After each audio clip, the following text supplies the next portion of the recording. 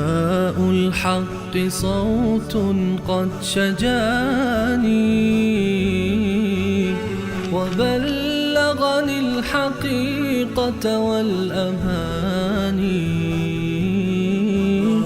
وكان لي السبيل إلى المعالي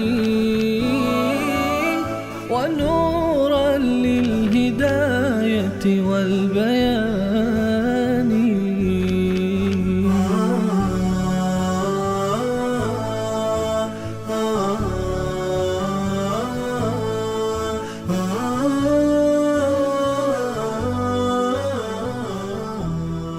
بسم الله الرحمن الرحیم. اللهم صل علی محمد و علی آل محمد كما صليت على ابراهیم و علی آل ابراهیم انك حمید مجید و بارک علی محمد و علی آل محمد كما بارکت علی ابراهیم و علی آل ابراهیم انك حمید مجید. عرض سلام دارم و ادب و احترام خدمت همه شما خوبان و سروران. امیدوارم هر کجا که هستید توفیقات روزافزون الله متعال قرین راهتان باد و هر روز و هر لحظه زندگیتان در عبادت الله متعال زیباتر از روزها و لحظات گذشته آن سپری گردند. الله رو شاکریم از اینکه یک بار دیگر بر من و شما منت نهاد تا در سوره دیگر از کلام الله مجید همراه شما خوبان و سروران باشیم با ترجمه مختصر شرح آیات و معانی آیات سوره مبارکه نوح علیه السلام. سوره مبارکه نوح به نام پیامبر اولوالعزم و بزرگواری است، نوح علیه السلام، که اولین رسول الله متعال است برای مبارزه با شرک. نوح علیه السلام اولین رسولی است که بعد از آدم علیه السلام الله متعال فرستاد تا با شرک مبارزه بکنه. از آدم علیه السلام تا نوح علیه السلام که گفته میشه بر نام روایت ابن عباس رضی الله عنه 10 قرن گذشته است، یعنی حدود 1000 سال از وفات آدم علیه السلام تا تولد نوح علیه السلام 10 قرن بود، یعنی 1000 سال فاصله است. از زمان آدم علیه السلام تا تاریخ نوح علیه السلام بشر کان الناس امة واحده، یک امت بودن. همه انسان ها در عقیده مشکلی نداشتن و در عقیده دچار شرک و کفر نبودن. بله، فسادهای اخلاقی بود و ظلم بود، گناهانی بود، اما شرک نبود، مشکل اعتقادی وجود نداشت تا زمان نوح علیه السلام که شرک به وجود آمد و در پایان این سوره مبارکه به تفصیل صحبت خواهیم کرد که این شرک از کجا و چگونه به وجود آمد. این بود که الله متعال نوح علیه السلام را فرستاد برای مبارزه با شرک. نوح علیه السلام اولین رسولی است که برای مبارزه با شرک آمده است. البته قبل از ایشان پیامبران دیگری بودند. خود آدم علیه السلام، بعد از آدم علیه السلام شیث علیه السلام، ادریس علیه السلام، اینها انبیایی بودند که قبل از نوح علیه السلام بودند. اما نوح علیه السلام اولین رسولی است که برای مبارزه با شرک رسالت خود را آغاز کرد. عمر مبارکشون گفته شده که 1000 سال است که 950 سالش رو به دعوت گذرانده است. یعنی از 50 سالگی اگر شروع کرده باشه به دعوت، 950 سال رو به دعوت شروع کرد. و الله متعال در سوره های مختلفی درباره نوح علیه السلام صحبت می‌فرماید. این سوره مختص به نام ایشان است و از ابتدا تا انتها داستان دعوت نوح علیه السلام و در سوره مبارکه هود درباره حکایت دعوت ایشان به تفصیلی صحبت میشه اونجا هم و حکایت غرق شدن فرزندشان، و در سوره مبارکه تحریم درباره همسرشون صحبت میشه و آیات مختلف در سوره های مختلف درباره نوح علیه السلام صحبت میفرماید. در سوره مبارکه اعراف، سوره مبارکه شعرا و سوره های دیگری که به صورت عموم درباره انبیای الهی صحبت میکنن. در این سوره میخوانیم که الله متعال میفرماید اعوذ بالله من الشیطان الرجیم بسم الله الرحمن الرحیم انا ارسلنا نوحا، من الله با عظمت فرستادم رسول خودم رو، رسول فرستادم نوح رو به عنوان رسول فرستادم الی قومه، به سوی قومش، قوم نوح علیه السلام. ان انذر قومک، که قوم خودت رو پند بده، من قبل ان یأتیهم عذاب علیم، بترسان قومت رو قبل از اینکه عذابی دردناک به سراغ قوم تو بیاد ای نوح علیه السلام، برو به اونها بگو که دست بردارید از این کارها و دست بکشید از این فسق و فجوری که دارید که عذاب دردناکی پیش روی شما خواهد بود اگر از این شرک دست نکشید. قال یا قوم انی لکم نذیر مبین. دعوتش رو شروع میکنه نوح علیه السلام و به اونها فرمود یا قوم، ای قوم من برای شما پند دهنده آشکار هستم، بیایید و این کار رو دست بکشید، شرک نکنید. آن کسانی رو که بین خود و بین الله متعال واسط قرار دادید و فکر میکنید شفاعت شما رو پیش الله متعال میکنن، اونها هیچ کمکی به شما نخواهند کرد و هیچ مشکلی رو از شما حل نخواهند کرد. دست بکشید از این کارها. ان اعبدوا الله واتقوه واطیعون. الله رو فقط عبادت کنید و فقط الله متعال رو پرهیز کنید از او، و تقوه بترسید، پرهیزکاری کنید الله متعال، یعنی هر آنچه که الله متعال به شما امر کرده انجام بدید و هر آنچه که از شما رو نهی کرده انجام ندید. و اطیعون، و اطاعت کنید از من نوح علیه السلام رو پیروی کنید تا شما رو به راه حقیقت و راه راست راهنمایی بکنم. ان اعبدوا الله واتقوه واطیعون. الله متعال عبادت بکنید، فقط از او بخواهید. ایاک نعبد و ایاک نستعین. این خلاصه دعوت کل انبیای الهی است. ان الدین عند الله الاسلام. دین نزد الله تعالی فقط اسلام است. تمام انبیای الهی رسالت، خلاصه رسالتشون این است: ایاک نعبد و ایاک نستعین. میخواستن به این برسن، یعنی بنده به این درجه برسه که بگه فقط بار الله، من فقط تو رو عبادت میکنم، تمام عبادت ها خاص توست، عبادت های جانی، مالی، زبانی، و من فقط از تو کمک میجویم. ایاک نستعین، فقط تو تنها ذاتی هستی که شایسته حاجت خواستن هستی. نوح علیه السلام به قومش این گونه فرمود: این کار رو بکنید تا یغفر لکم من ذنوبکم. اگر این کار رو بکنید الله متعال گناهان شما را میبخشد. تقوا، اطاعت و فرمان برداری از دستورات الهی و عبادت الله متعال سبب آمرزش گناهان میشه. یغفر لکم من ذنوبکم، گناهان شما را میبخشد. و یؤخرکم، شما را به تأخیر میاندازد. الی اجل مسمى، تا زمانی مشخص. الله متعال عذابش رو بر شما نازل نخواهد کرد، در عمر شما برکت میدهد، عمر شما را میافزاید. یکی از مواردی که سبب برکت در عمر میشه، کسانی که عبادت میکنن الله متعال رو، الله متعال عمر اونها رو مبارک میگرداند. صدقه عمر انسان رو زیاد میکنه. صله رحم، رسول الله علیه السلام فرمود عمر انسان رو زیاد میکنه و برکت ایجاد میشه در عمر انسان. یؤخرکم الی اجل مسمى، الله متعال شما رو تا مهلتی مشخص و معین مهلت میدهد و فرصت میدهد و به تأخیر میاندازه هلاکت شما رو.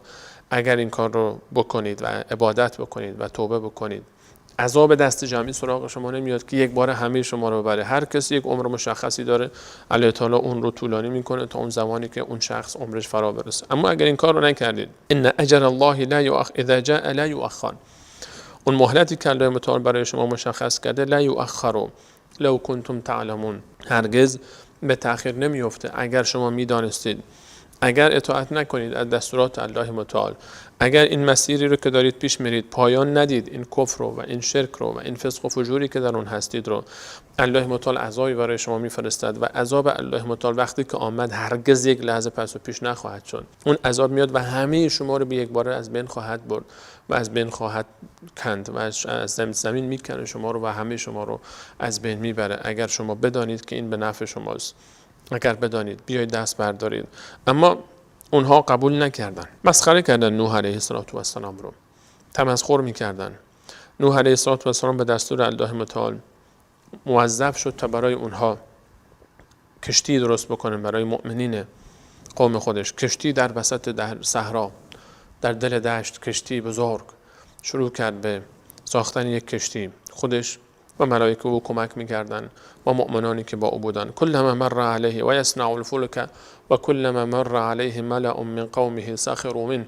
کشتی رو میساخت و هر کسی که هر لحظه‌ای که قومش از کنارش رد میشدن مسخره میکردن، او رو میخندیدن که نوح دیوانه شده است. کشتی در بیابان که نه آبی هست نه نهری هست، این میخواد چیکار بکنه؟ کشتی که نوح علیه السلام به خاطر نجات آنها درست میکرد و آنها میخندیدن به کسی که به فکر نجات آنها بود و از آینده خبر داشت که اینها خبر نداشتند. میدانست که عذاب الهی نازل خواهد شد و عذاب الهی بر اونها خواهد رسید. این کشتی رو وقتی شروع کرد که و اوحی الی نوح انه لا یؤمن من قومک الا من قد آمن. نوح جان دیگه بعد از این کسی ایمان نخواهد آورد. به جایی رسید نوح علیه السلام در دعوتش که الله متعال فرمود دیگه کسی از قوم تو ایمان نخواهد آورد. همون کسانی که ایمان آوردن همونها هستند. فما آمن معه الا قلیل. خیلی بسیار انسان‌های کمی به او ایمان آوردن. قلیل یعنی بسیار اندک. برخی از مفسرین گفتن 40 نفر هم نشدن، چون 40 تا زیاده. 40 تا دیگه خیلی کم نیست. برخی گفتن که 70 نشانه کثرت است در عربی. ان تستغفر لهم 70 مرة فلن یغفر الله لهم. 70 مرتبه هم اگر الله تعالی فرمود بر اونها استغفار بکنی منافقین، هرگز الله تعالی اونها رو نخواهد بخشید. یعنی چون 70 عدد زیادی بود، مثل فارسی که ما میگیم 100 مرتبه.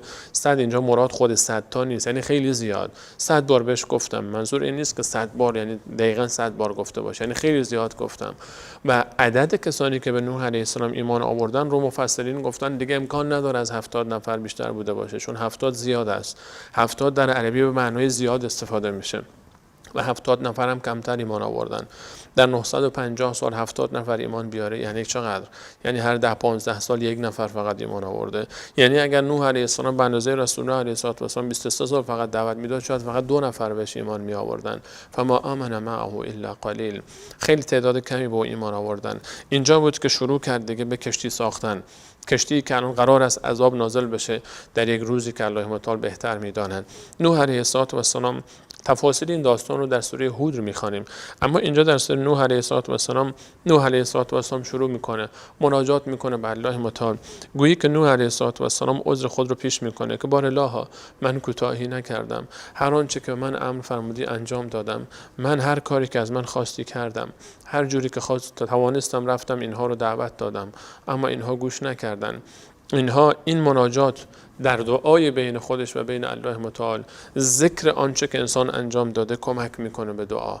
ذکر نوح علیه السلام دعا میکنه و پروردگارش داره مناجات میکنه، در خلال دعا ذکر میکنه آن کارهایی رو که انجام داده.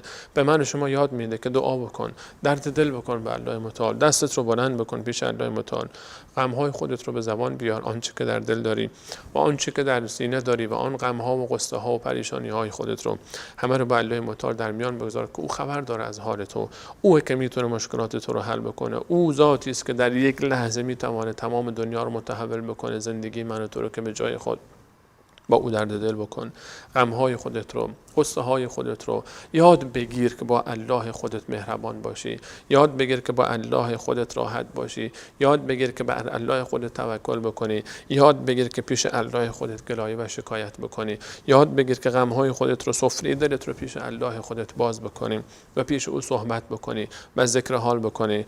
قال فرمود نوح علیه السلام رب پروردگار من انی دعوت قومی لیلا و نهارا، من قوم خودم رو دعوت کردم، حتی شب رو مقدم کرد بر روز، شب و روز من اونها رو دعوت کردم. نفرمود روز و شب، چون غالبا دعوت در روز انجام میشه، اما شب رو مقدم فرمود بر روز تا بفرماید که حتی شبی که وقت استراحت بود، حتی شبی که وقت دعوت، ظاهرا روز وقت دعوت است نه شب، حتی شب‌هایی که وقت دعوت هست، وقت استراحت هست، من شب‌ها رو هم به دعوت اختصاص داده بودم، شب‌ها هم از استراحت خودم زده بودم، شب‌ها هم میرفتم دعوت میکردم.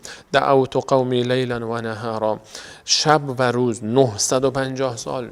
فلبث فیهم 1000 سنة الا 50 عاما. الله متعال میفرماید 1000 سال به جز 50 سال در بین اونها ماند. یعنی 950 سال مشغول دعوت، شب و روز 950 سال دعوت دادن. من و شما امروز یک بار به یک نفر یک چیزی میگیم خسته میشیم، ولش کن خدا هلاکش بکنه، نمیشه دیگه، آدم بشو نیست، فلانی و فلانی. دعوت اینطور نیست. بگو، باز هم بگو و باز هم بگو و باز هم بگو، لیلا و نهارا، شب و روز. خسته نشو، ادامه بده، وظیفت رو انجام بده. و ما علیک الا البلاغ، انک لا تهدی من احببت ولکن الله یهدی من یشاء. تو نمیتونی هر کسی رو که بخوای هدایت بکنی، الله هست که هر کسی رو بخواد هدایت کنه. این ذات نازنین نوح علیه السلام فرزند خودش کنعان رو نتونست هدایت بکنه، همسرش هم قبول نکرد حرفش رو. این نقصی در نوح علیه السلام نیست، این نشانه نقص او نیست، این نشانه نقص در دعوت او نیست. اگر پدری فرزندش کوتاهی میکنه، اگر مادری دخترش کوتاهی میکنه، اگر والدین میبینی فرزند بدی دارن، نگو که کوتاهی کردن در تربیتش. شاید لیل و نهار دارن دعوت میکنن اما گوش نمیکنه. هدایت به دست الله تعالی است. الله متعال است که هر کسی رو بخواد هدایت بکنه، هر کسی رو نخواد نمیکنه. اما وظیفه من و تو رساندن است. ما وسیله هستیم، ما وظیفه‌مون رو انجام میدیم. در وظیفه خودت کوتاهی نکن. باز هم بگو، نگو که من یک بار گفتم گوش نکرد، 100 بار گفتم گوش نکرد، 1000 بار بگو. 1000 بار گفتی گوش نکرد، 1001مین بار رو باز هم بگو. انی دعوت قومی لیلا و نهارا فلم یزدهم دعایی الا فرارا. بار الله، هر وقت که من اینها رو دعوت کردم، دعای من جز فرار کردن، جز اینا فرار کردن و رفتن. هر چقدر من اینها رو دعوت کردم، اونها از پیش من فرار میکردن، میگریختن از حق و حقیقت، گوش نمیکردن صحبت من رو، دعوت من رو گوش نمیکردن. اما من دنبال اینها میرفتم، ولکن اینها نبودن. و انی کلما دعوتهم، من هر وقت اینها رو دعوت میکردم، لتغفر لهم، تا باشد که توی الله با عظمت اینها رو ببخشی. من هی به دنبال این بودم که اینها بخشیده بشن. نوح علیه السلام هی به دنبال این رو نجات بده، مثل فرزندی که پدرش مادرش به دنبال اینه دست فرزند رو بگیره، دارویی به او بده تا سمی که در وجود اوست او رو از بین نبره و هلاک نکنه. اما فرزند دوست نداره و فرار میکنه و این پدر اشک ریزان به دنبالش میره، مادر دل سوزان و ناله کنان به دنبالش میره. لتغفر لهم انی کلما دعوتهم و انی کلما دعوتهم، من هر وقت اینها رو دعوت کردم، لتغفر لهم، تا باشد که بار الله تو اونها رو ببخشی. چه نسبت اینجا نوح علیه السلام چه غمی داره؟ نوح علیه السلام چی گیرش میاد؟ دعوت میکنه تا خدا اونها رو ببخشه. این معلم بشریت، اینها دلسوز انسانیت بودن، اینها طبیب بودن، اینها انسانهایی بودن که وجود کره زمین به وجود اینها افتخار میکنه. اینها انسانهایی بودن که نام اینها جاودانه است در تاریخ. انسان افتخار میکنه نام فرزندانش رو بر نام اینها رو بر فرزندانش بگذاره. این طبیب بیماری های انسان هاست. این به دنبال اونها میدوه شب و روز تا چرا؟ به خاطر این که الله تعالی اینها رو ببخشه. اینها به دوزخ نرن، اینها به دوزخ نرون، اینها برون به جنت. باید این گونه باشه. دل داعی، دل دعوتگر باید این گونه بسوزه. دل برای این باید بسوزه، نه به خاطر این دعوت بده که تو رو تعریف بکنن. به این خاطر دعوت نده انسانها رو که نیرو و لشکر تو بشن، که سربازهای تو بشن، که اینها پشت سر تو تکبیر بگن، که از تو تعریف بکنن، که بگن به به و چه چقدر قشنگ صحبت میکنه، چقدر لفظ قلم صحبت میکنه، عجب سخنرانی داغی داره، عجب انسان عالمی هست، چقدر اطلاعات داره. نه، این درد باید از وجودت خارج بشه. این صحبتی که داره میکنی باید از قلبت خارج شده باشه. باید دلت بسوزه برای کسانی که روبروی تو نشستن، اطرافیان تو، که اینها رو باید نجات بدی. باید طبیب اینها باشی، باید به فکر حل بیماری اینها باشی، باید دل بسوزونی برای اونها. اون موقع است که حرکت میکنی لیلا و نهارا، اون موقع است که میری و صبح و شب نمیشناسی، اون موقع است که خسته نمیشی، اون موقع است که لذت میبری از کارت، از هدفت، از مسیری که داری میری. تحمل مشکلات برات آسان میشه. و انی کلما دعوتهم لتغفر لهم، هر وقت اینها رو دعوت میکردم که توی الله اونها رو ببخشی، جعلوا اصابعهم فی اذانهم، این انگشتای خودشون رو در داخل گوشهای خودشون میگذاشتن، داخل گوشهاشون رو میگرفتن و نمیخواستن که گوش بکنن. اینها خسته شده بودن، نمیخواستن حرف منو گوش بکنن. و استغشوا ثيابهم، اینها انگشتاشون رو میگذاشتن داخل گوششون.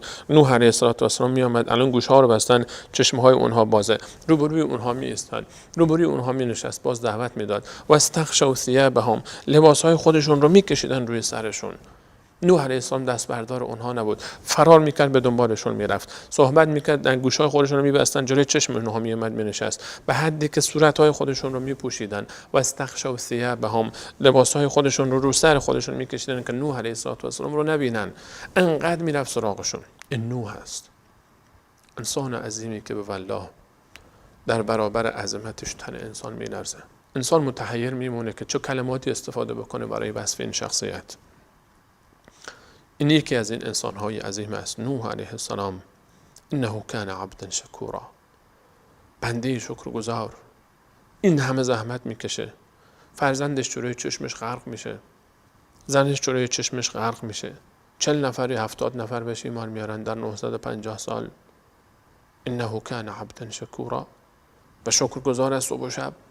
و والله اگر قرآن کریم این مسائل رو نمیگفت، میگفتیم دروغ است. میشه انسان انقدر عظیم بشه، انسان انقدر عظیم، انسان انقدر فرهیخته و صاحب هدف و درد و شخصیت. و انی کلما دعوتهم لتغفر لهم جعلوا اصابعهم فی اذانهم و استغشوا ثيابهم و اسروا. باز هم اصرار میکردن، لجاجت میکردن بر عقیده و اون هدفی که داشتن.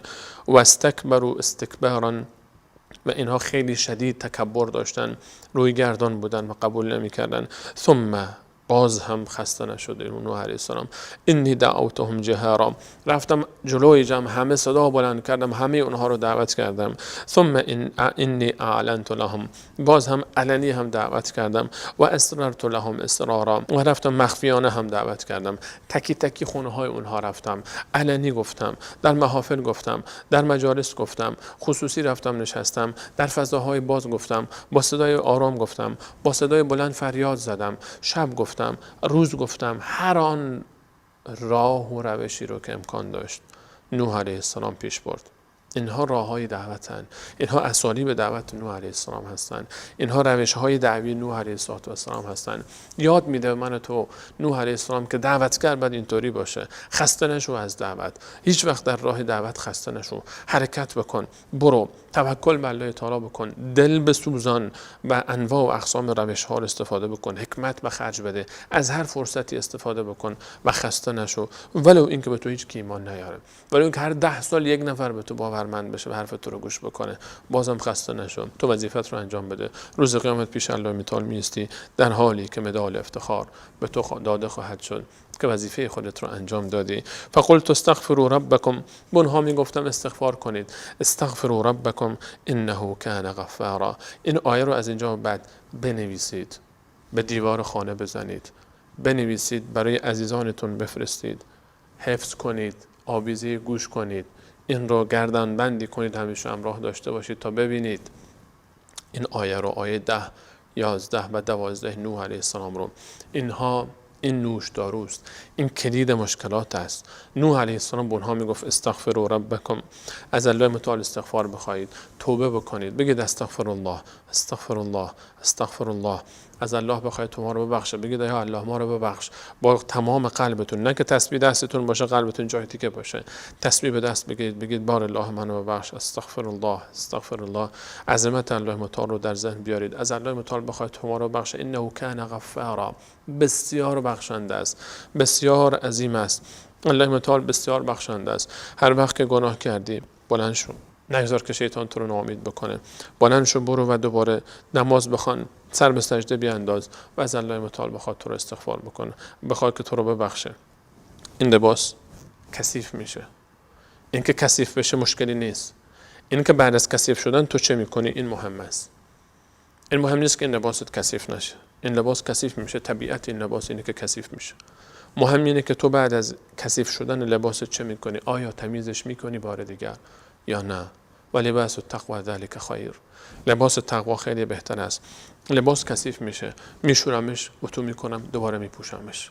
نگذار لباسی که به تن داری بر اثر گناهان، لباس تقوای تو انقدر آلوده بشه که بوی تعفنش هم تو رو اذیت بکنه هم اطرافیانت رو، و خدای نکرده این گونه از دنیا بریم. بشور لباس گناه خودت رو با اشک چشمانت، استغفار بکن، از الله متعال بخواه که الله متعال تو رو ببخشه، از الله متعال بخواه که الله متعال تو رو ببخشه. اگر نمیتونی دست از گناهان بکشی استغفار بکن، اگر نمیتونی حریف گناهانی که انجام میدی نمیشی، حداقلش با استغفار کردن و با توبه کردن اثر اون گناهان رو کم بکن، اثر اون گناهان رو کم بکن. استغفروا ربکم انه کان غفارا، بسیار بخشنده است. انه کان غفارا، بسیار بسیار بخشنده است، خیلی بیشتر از چیزی که تو گمان میکنی. انه یغفر الذنوب جمیعا، ان الله یغفر الذنوب جمیعا. الله متعال تمام گناهان تو رو میبخشه، بلکه بیشتر از این که تمام گناهان تو رو میبخشه. فمن تاب و آمن و عمل عملا صالحا. در آیه 53 سوره زمر فرمود که تمام گناهان رو میبخشه. در آیه 70 سوره مبارکه فرقان میفرماد کسی که توبه بکنه، ایمان بیاره، عمل صالح انجام بده، فاولئک یبدل الله سیئاتهم حسنات. الله متعال تمام بدیهای اونها رو تبدیل میکنه به نیکی، گناهانت بخشیده میشه، همه بدیهای تو تبدیل به نیکی میشه. چه بهانه‌ای داری که برنمیگردی؟ استغفروا ربکم انه کان غفارا. الله متعال تو رو میبخشه، عزیز میشی، محبوب میشی پیش الله متعال، پیش ملائکه او، پیش خلق محبوب میشی. یرسل السماء علیکم مدرارا. اگر استغفار بکنید الله متعال از آسمان، گفتم استغفار بکنید الله متعال از آسمان برای شما نعمت میفرستد، پیاپی برای شما نعمتهای خود را از آسمان آشکار میکنه و نعمت میفرسته، باران میبارد. اگر خشکسالی در منطقه تو اومده، برو استغفار بکن، نماز بخوان. نماز استسقا به این خاطر است. ولو ان اهل القرى آمنوا واتقوا لفتحنا عليهم برکات من السماء والارض. در آیه 96 سوره مبارکه اعراف الله متعال فرمود اگر اهل آسمان ها، اهل شهرها و اهل قریه ها تقوا پیشه بکنن، من درهای رحمت خود و برکات خودم رو از آسمان بر اینها باز میکنم و از زمین. اما این کار نمیکنن. استغفار کن. استغفار نعمت ها رو به سمت ما سرازیر میکنه. اگر از زندگی میناری برکت در زندگی نیست، که مشکل رزق داری، مشکل روزی داری، استغفار کن. استغفروا ربکم انه کان غفارا یرسل السماء علیکم مدرارا. الله متعال برای شما پیاپی نعمت میفرسته، برکات میفرسته، درهای رحمت الله متعال باز میشه. و یمددکم به اموال و بنین. الله متعال به شما کمک میکنه، در مال تو به تو برکت میدهد، به تو مال میدهد. اگر مشکل مالی داری، اگر مشکل اقتصادی داری، اگر برشکست شدی، اگر کار گیرت نمیاد، اگر تنگی رزق و روزی در زندگی داری، تسبیح به دست بگیر و استغفار کن. استغفار کن. استغفر ربک. استغفروا ربکم انه کان غفارا. این کلید مشکلات است، کلید حلال مشکلات است. قفل مشکلات رو استغفار باز میکنه. استغفار. بگو استغفر الله و استغفر الله. روزانه الله رسول الله علیه السلام فرمود من بیش از 100 بار در روز استغفار میکنم. بیا تجربه کن، بیا توبه کن، بیا خوب باش، بیا پیش الله متعال استغفار بکن، سر به سجده بگذار، ببین برکات در زندگی تو چگونه از سمت آسمان و زمین جاری خواهد شد. و یمددکم به اموال و بنین. اگر فرزند نداری، قبل از اینکه پیش هر پزشکی بری این طرف و اون طرف دنبال راه حل بگردی، پیش اون ذاتی که به تو فرزند میدهد پیش او باش، پیش او برو، از او بخوا، استغفار کن. یمددکم به اموال و بنین. به تو فرزند خواهد داد. اگر پسری نداری، اگر دختر نداری، اگر فرزند نداری، برو استغفار کن، برو پیش الله متعال، از الله متعال بخواه، به تو فرزند خواهد داد. این الله متعال میفهمن شک در این آیه کفر است. مسلمان اگر در این آیه شک بکنه کافر میشه. این وعده الهی است. میفرماید استغفروا ربکم انه کان غفارا یرسل السماء علیکم مدرارا و یمددکم به اموال و بنین. به تو فرزند خواهد داد. برو استغفار بکن. وقتی که فرزند میده، بین معنی که همسر هم به تو میده. وقتی که فرزند میشه، فرزند که بدون همسر که نمیشه. تویی که مجرد هستی هم استغفار بکنی، به تو همسر خوبی هم میده و فرزند خوبی هم خواهد داد. استغفار بکن. و یمددکم به اموال و بنین و یجعل لکم جنات. برای تو باغ ها قرار خواهد داد، برای تو نعمت ها میاره، آبادی ها میاره. و یجعل لکم انهارا. نهرهای رحمت رو در زندگی تو جاری خواهد کرد. و یجعل لکم انهارا. همه اینها با استغفار است. استغفار برکت از آسمان و زمین. استغفار برکت در مال. استغفار برکت در اولاد. استغفار برکت در کار، در زندگی، در کشاورزی، در تجارت، در صنعت، در علم، در درس، در هر چی که داری، در هر آنچه که دوست داری الله تعالی به تو برکت خواهد داد. استغفار. فقلت استغفروا ربکم. نوح علیه السلام، این نسخه نوح علیه السلام است. نسخه اون بزرگمرد تاریخ است که از الله متعال به او گفته شده و در قرآن جاودانه مانده است. این نسخه رو در زندگی به کار بر. استغفار. بگو استغفر الله، استغفر الله، استغفر الله. یک وقتی از زندگی تو روزانه اختصاص بده. در دل شب بلند شو استغفار کن. قبل از خواب استغفار کن، ابتدای روز استغفار کن، ابتدای شب استغفار کن، سر به سجده بگذار استغفار کن. نگو که من چه گناهی کردم بعد استغفار بکنم. چه گناهی نکردیم من و تو. همین که یک لحظه بدون ذکر الله تعالی میچرخد و میگردد، این زندگی من و تو همین خودش گناه است. سر به سجده بگذار و استغفار کن. استغفار استغفار استغفار. و یجعل لکم جنات و یجعل لکم انهارا ما لکم لا ترجون لله وقارا. شما را چه شده که برای الله متعال وقار و عظمت و شأن و مقام قائل نیستید؟ چرا وجود الله متعال رو در زندگی فراموش کردید؟ چرا فراموش کردید که هر مشکلی کلید او به دست الله متعال است؟ با هر انسانی که مشکل داری قل اعوذ برب الناس ملک الناس اله الناس. رب مردم، خدای مردم، مالک مردم، خالق همه این انسان ها الله تعالی است. تمام وجود اینها به دست الله تعالی است. قلبشون و جسمشون و عقلشون و درکشون، همه زندگیشون. چرا پیش الله متعال نمیری؟ اگه با انسانی مشکل داری پیش خالق اون انسان. اگر با مخلوقی مشکل پیدا کردی، اگر رزق تو مشکل پیدا کرده، همه اینها پیش الله تعالی است. ولله خزائن السماوات والارض. گنج‌های آسمان و زمین به دست الله متعال است. این گنج‌ها رو با استغفار میشه باز کرد. کلید این گنج‌ها استغفار است. فقلت استغفروا ربکم انه کان غفارا یرسل السماء علیکم مدرارا و یمددکم باموال و بنین و یجعل لکم جنات و یجعل لکم انهارا. بگیم استغفر الله. الله تعالی همه ما و شما را ببخشد و فراموش نکنیم استغفار رو در زندگی تا رحمت و برکت و عزت و شوکت در زندگی من و شما بیاد. امیدواریم که الله متعال همه ما و شما را از جمله بندگان خالص خود و عابد و شاکر خود بگرداند. تا برنامه بعد همه شما عزیزان به الله متعال میسپارم. الله یار و نگهدارتان. السلام علیکم و رحمت الله و برکاته.